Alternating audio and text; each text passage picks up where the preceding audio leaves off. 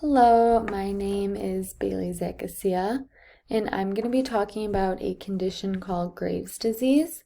This is an autoimmune disorder, and it's a common form of hypothyroidism, which is excessive secretion of the thyroid.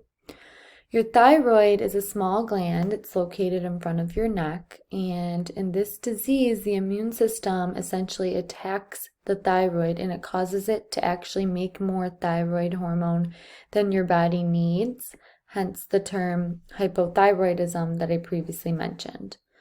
Some signs of Graves' disease are enlarged thyroid or goiter, elevated metabolic rate, abnormal weight loss, and muscle weakness. Another symptom is exophthalmos, which is protrusion of your eyeballs.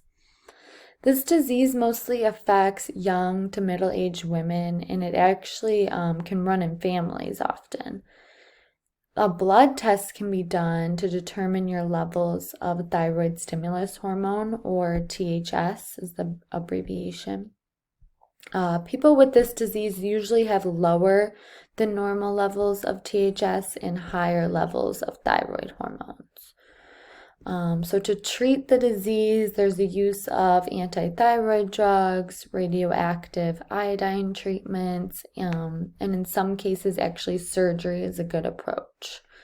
So that basically sums up Graves' disease. Thank you for listening.